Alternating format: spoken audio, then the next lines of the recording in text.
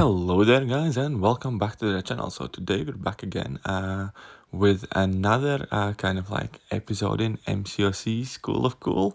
Basically I'm taking champions that many people like and however not as many people use in endgame content, and I'm just trying to have some fun. So I'm taking rank and level appropriate content with rank and level appropriate champions. In this case I'm only using 6-star rank 1s and rank 4 champions, and we jumped straight in Act 6 Chapter 2, and we're gonna try and do an entire lane clear using these kind of like ragtag champions that are somewhat cool, are definitely many of my fan favorites, but often do not see too much of spotlight when it comes to endgame content. So the first fight is Luke Cage against Hyperion. Now Luke Cage against Hyperion has a quite few kind of advantages for Luke Cage here, just because his exhaustion debuffs lower the rate Hyperion gains power, and depending on RNG you can pretty much shut down completely Hyperion's power gain. Additionally, since my Luke Cage happened to be awakened, whenever I do make a slip up, whether that means I eat a combo or I eat a level 3 from Hyperion, I take no damage because of indestructibility. Obviously, if the ability is on cooldown, I do have to be a lot more careful. And once again, as I mentioned, this fight is still somewhat RNG reliant, because you do really want to be hoping for a decent RNG to place more exhaustions on Hyperion to lower his power rate in order to open yourself up more, spam more of your special attacks, so on and so forth. Also, with level 2, you can place a concussion, which strength depends on the number of exhaustions you had an opponent. And if your concussion is strong enough, then quite often, as we can see here, Hyperion, we can basically negate his power gain buff from activating in the first place. So that is somewhat useful as well. It's not like the biggest thing, but it can come in handy now and then. But the main thing obviously is these exhaustion debuffs lowering the power rate of Hyperion, stun on level 1, therefore we kind of get in several combos at a go, and depending how many exhaustions we are placing within our combos, we can choose how long we want to kind of keep him in the corner. If we see that he does not have too many exhaustions debuffs on him, or his power is going up there, we're just getting out of the way and starting to bait out that special attack.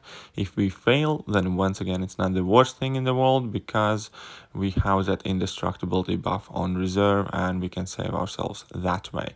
So 123 hits in, so it's not the quickest fight. Luke Cage is not the biggest damage dealer, however he is definitely doing a decent job. And yeah, the fight is nearly over here. He goes down, 137 hits, so not the worst thing at all. So the next fight we're moving on is going to be Carnage, and let's check who we decide to go in this time, and it's going to be Ronan. Now Ronan is definitely a really cool champion to play with, and let's see how this goes. So we want to build ourselves up as quickly as we can, so we are alternating in between 2, 3 and 4 hit combos eventually. Typically at the beginning I like to do 2 hit combo, 3 hit combo, 2 hit combo, 3 hit combo, and then build myself up to the 4 hit combo a bit later on. And yeah, so I do make a small slip-ups here and there, but overall we're doing good. We are already at 7 cruelties and passive precision is active, so we are starting to do more and more damage.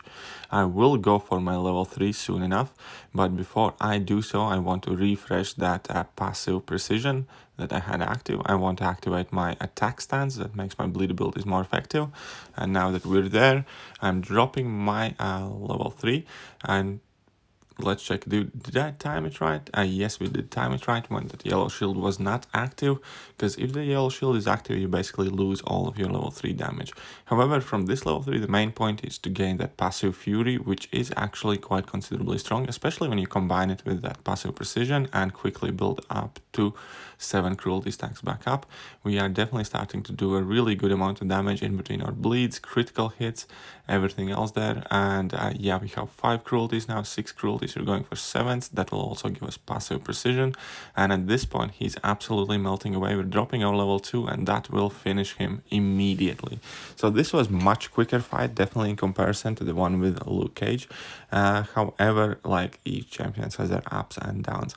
Now, next fight is going to be Mordo, and we're going to be using our Spider-Gwen. Now, I really actually do like Spider-Gwen in this matchup, mainly because first of all, we have access to slow debuff, so if it comes to it, we can attack him after a stun. And second of all, those level 1 Enderweights are in fact extremely helpful when it comes to kind of like mitigating his power gain. And with them, I constantly rely on dashback intercepts, thus it makes for really fun and a quick fight. Now here he went in his power gain phase, so I dropped my heavy to interrupt him, and now basically I am just kind of like trying to do as many dashback intercepts as I can, lock his power down, and yeah, so basically do as good of a job as I can there. So far we're doing just fine. We haven't really made a slip up. I think I will make a mistake in this fight. Now here I misshot a heavy attack twice just because I misjudged the distance, but luckily I didn't get punished for it, so that was definitely my user error there.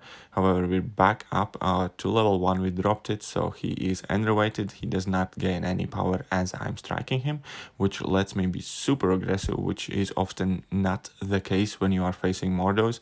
Now he does have his power gain active, however we swiftly drop the heavy attack.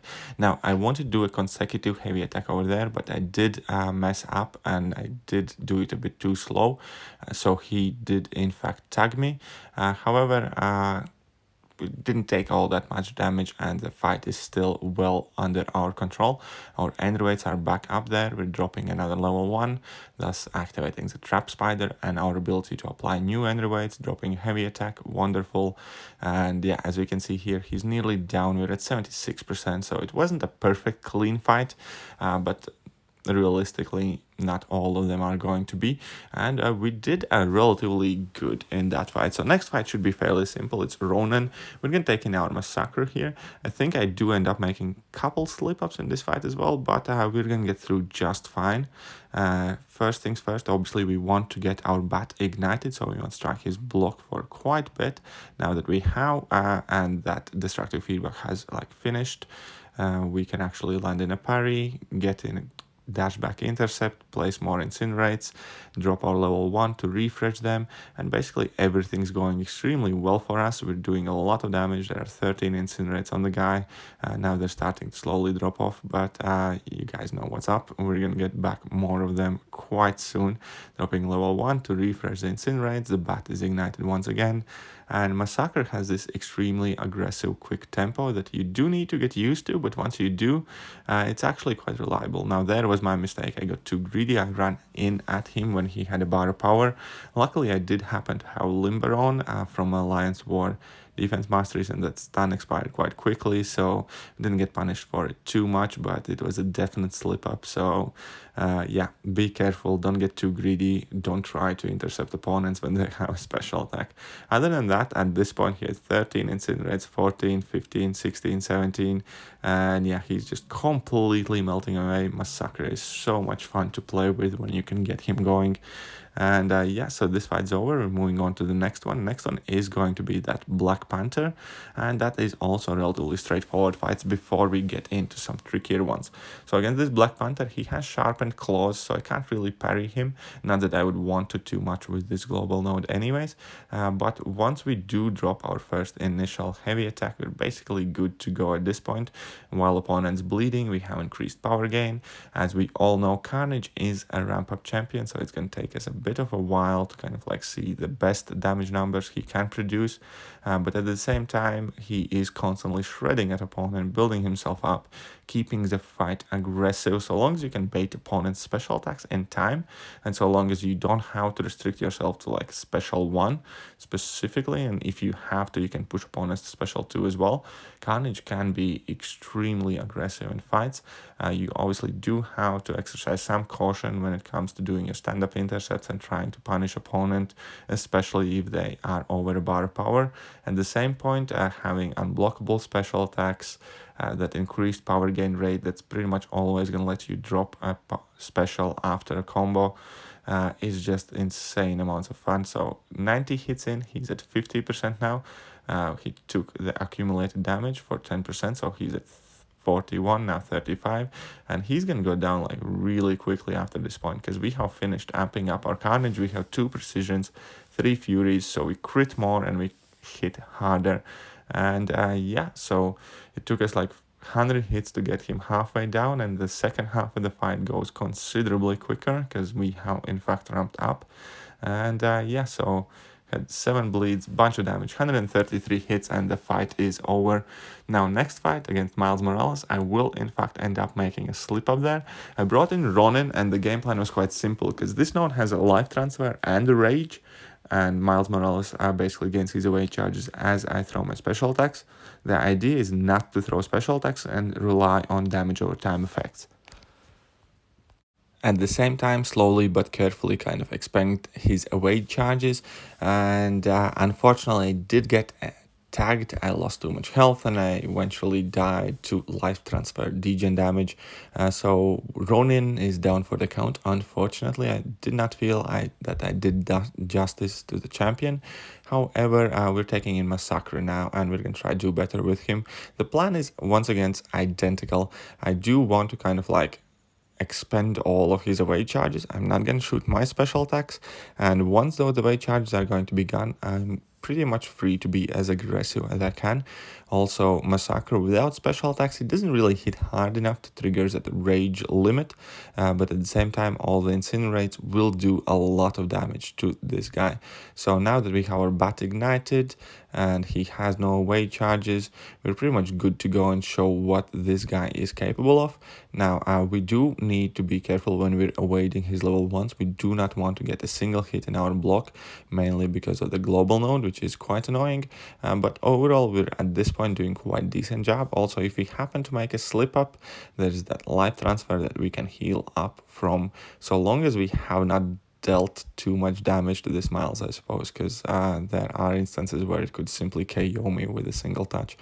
So you still have to be careful, but no away charges. We're not hitting hard for him to become unblockable, and life transfer at this point is actually kind of helping us to stay topped up on health, so it's not a bad fight once you get the initial bit done and dusted. And yeah, so here we can see that 79 hits, I believe. He's about to go down, last bit there, and yeah, the fight is over. Next fight is Vision. Now Vision doesn't have any specific nodes on him either, and I will take in Carnage. Now many people wrongfully think that Carnage is only good against champions that can bleed. No, in fact, Carnage is also extremely good in any other matchups, like against robots, for instance, because that armor break is in fact quite effective. He does not lose much from his overall damage. Yes, he loses something, but not too noticeable for it to be a problem. Additionally, the fact that most of the robots are tech, if not all of the robots, that means we will have class advantage. Now, I did make a small slip up over there, unfortunately. However, at this point, the fight is like well under our control, and the Vision is going down super quickly, as I mentioned before, because we have class advantage. Carnage is at end of the day a ramp up champion, 4 Furies, precision, increased power gain, crazy special attacks, and yeah, the Vision goes down super quickly. Unfortunately, here is a problem, and it just did not want to let me register this fight, so I ended up waiting for quite a while on this loading screen. Eventually I gave up, and at that point I also had to get something done at work, and I just closed the game. And when I reopened it several hours later at home already, I basically had to redo this fight. So this is the fight that we're going to be checking out in real speed. I just wanted to kind of like leave it all in this video so people don't think I kind of like edit and piece together these fights, and that it is not in fact the same single run. And yeah, so basically that's what happened. We're back in here. We're again fighting up against this Vision. So as I mentioned before, our class advantage, we are a ramp up champ. Yes, we do not have the bleeds. However, our damage output is still increasing as the fight goes along, as we're getting all of these fury and precision buffs. That armor break is extremely useful. Now I did make a mistake there. I accidentally took a level 1 in my block, and I also let the armor break wear off, so that means I will have to land another heavy attack, but that's not the biggest problem. Now at this point I already have some buffs on me. We're dropping a really nice level 2. Unfortunately, the last hit, that is typically the strongest one, didn't crit, but still it definitely did some nice amount of damage. Now we are gaining a few more buffs. At this point we are at 2 Furies, 2 Precisions. I'm going to try and get the last Fury in as well. So that is how I typically like play Carnage. 2 Precisions, 3 Furies, and we are good to go. And yeah, so this vision is at 39% at this point, 93 hits in. And if we compare his damage output to the fight he did before, it's pretty much identical. Yes, we have class advantage here, so that increased our damage, our attack by 20%, I believe. So yeah, we can definitely see that the difference when fighting robots is basically negligible versus his average opponent. And yeah, so 121 hits, he's at 8%. We're nearly done with this fight, ready to move to the next one. And the next one is actually going to be quite a bit more difficult. Oh, no, actually, the one after this, I completely forgot about this Crossbones. So against this Crossbones, we're going to be taking in Massacre, and this is going to be an awesome fight. Now, obviously, Crossbones has a chance to shrug off all debuffs that are applied to him, and that also would give him a Fury buff. However, it is not a massive chance, and Massacre absolutely spams his debuffs, so I'm basically kind of fighting fire with fire here. If he can shrug off debuffs, then my idea is to simply give him so many debuffs that he can't shrug off them all. And yeah, so far so good. We did get our Bat Ignited before that, and now it did expire. However, he is still incinerated, so I quickly reignite it, drop my level 1 to refresh the active incinerates, and basically the fight is well under my control. He is cooperating with me just fine, throwing his level 1s. I am doing a bunch of dashback intercepts, spamming my level 1s, thus trying to keep as many incinerates as I can on him. And yeah, it is definitely not too hard of a fight for Massacre. And now once again we reignited our bat. As we can see, it's not too difficult. Once you get the initial ignition done, it is quite easy to keep that bat ignited for most part, especially if opponent is cooperating with you and throwing their special attacks on time. At this point we had like 7-8 incinerates an opponent, a bunch of bleeds. He is going down steadily. He's at 28%, so vast majority of the fight is already behind us. 9 incinerates, unfortunately they do expire because I did have to bait out that level 1. Now I do get in a nice dashback intercept, get him to 7 incinerates, refresh them, 95 hits in. He drops his last level 1, and I swiftly finish the fight out at 100 hit combo exactly. Now this fight is quite annoying.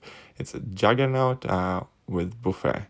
And yeah, that can definitely hurt with this global node, especially in Mind, where you can't really block. But we do have Spider-Gwen, right? And we should be having a fairly good time overall against this Juggernaut if we do not fail too much. Just because, well, first of all, our heavy attack can take care of the unstoppable bit, and that still leaves a buffet and whatnot, but our underweights will basically let us do vast majority of our damage with dashback intercepts, and he will not get to his special attacks too often in this fight, and that will, however, mean that I don't really need to rely on dexterity, which means I will not be triggering any buffs on me realistically too much, and that means that I should be able to outdamage that buffet node eventually, because I will occasionally trigger it, obviously, because it is still a fight. AI does not always behave like you want it to, but overall we can see that we are making progress. He's at 81% here, and the rate's still active. Now unfortunately he does go unstoppable here, so I do have to dance about. I was not able to refresh that slow debuff with my heavy attack, which is exactly what I do here. I place that slow back up on this guy, drop another heavy attack here. I'm gonna go for my level 2 here because I noticed I pushed myself past bar power, but it's not a bad special to go as well, because while I'm pounding at him he can't gain any power, and that gives me another opportunity to refresh my heavy attack, reapply the slow, make sure he doesn't go unstoppable. Now that we had the slow active, we baited out his level 1, we have underweight back up, and we're in a really good position where we can just try and attack as ferociously to this Juggernaut as we can, hopefully land as many dashback intercepts as possible, and not trigger the buffet node, and that would also kind of mean that we don't have too much to worry about in this fight. Now there again we do end up triggering the buffet, but what's done is done. Now he is dropping another level 1. I did not have slow active, so I'm gonna have to wait this unstoppable out. As soon as the does go out and destructive feedback was not active. I do land a parry, make sure the slow is there, drop my level 1, make sure I can place underweights on him. I did take a hit in the block there. That was a slight mistake, but hey, you know, happens. And we're back again doing our dashback intercepts, dropping level 1, refreshing that trap spider mode, and yeah, just gonna try and land as many dashback intercepts as we can. Now I did get lucky, he didn't throw his special one there before I dropped my heavy attack, because I would once again have to wait out that unstoppable. But yeah, now we are like towards the end finish line of this fight. It wasn't perfect fight, we did not do everything exactly according to the game plan. Had to improvise at some points here and there, but overall Spider-Gwen definitely did a really good job and took down that Juggernaut without too much of an issue.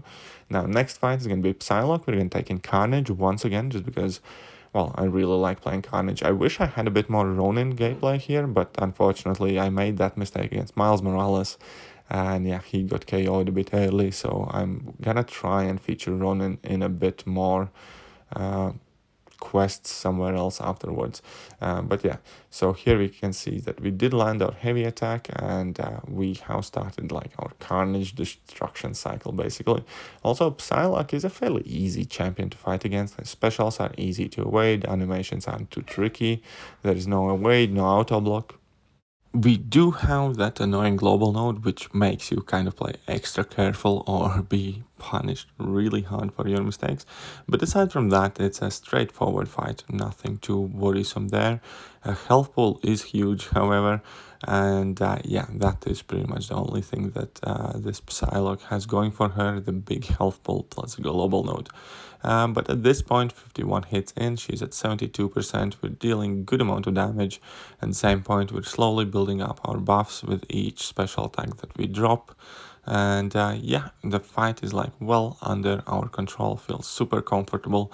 I think, however, ironically, despite how easy this fight technically is, I will end up making a slip up, but you know, nobody's perfect. And at this point, however, we all know how this fight is gonna end. Carnage is gonna put another 100 bleeds on Psylocke, and we're all gonna be happy. I think she catches me though. I'm quite sure she does. Yes, there we go. I tried to go for like a dashback or stand up, and then she did hit me a couple of times. However, I still survived, 31%, more than enough. Drop my level 2, the fight is over. Don't think I'm really gonna need Carnage too much anywhere after this fight anyways.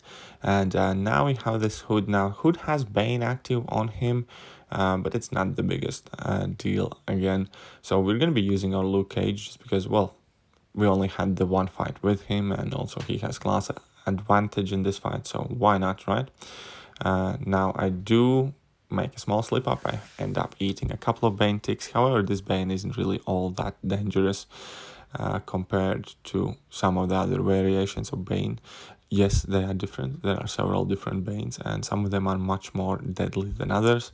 This one in particular, I even forgot the name of this one, but yeah, it doesn't do too much damage. At this point, yeah, we're doing well, 28 hits in the fight. I'm about to drop my level 2 here, because why not? Freshly after transferred the Bane.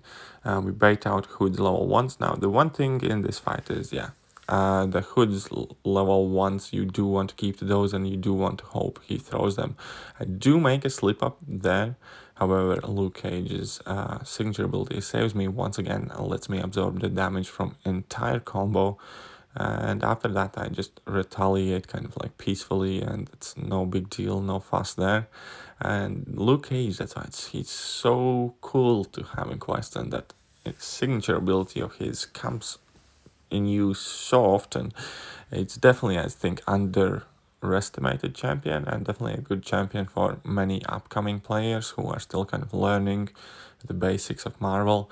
And as proven in this video, both fights that we use Luke Cage, that ability did in fact end up helping us a lot. So it is extremely viable signature ability even for endgame players. Now here this fight is almost over, and now we do have the boss fight. However, in this video, since this video has already been extremely long, I will not showcase the full boss fight. The full boss fight has been uploaded as a separate video. And yeah, so first let's finish this fight and then I'm gonna explain about that. So here we can see that Hood's at 2%. He's almost ready to go down. Couple more punches, and yeah, the fight is over. So now we're gonna get to the Kingpin fight. And the fight was quite long. The fight was like 8 minutes in itself, so I did not want to attach it at end of this video. I'm just gonna show the ending of it. I do make a mistake at like 280 hit combo or something. I do survive it. He's at 4% at that point, and I'm gonna finish the fight out just in a second. If you want to see that full fight, it is uploaded on the channel as well, and I will leave a link to that fight in the video description below. But that will do for today's video. I hope you guys enjoyed it. If you did, do let me know and leave a comment. Tell me what you think about the gameplay. Tell me what you think about the characters. Tell me which champions you would like to see. But yeah, that's it for today. Don't forget to sub, and see you later, guys.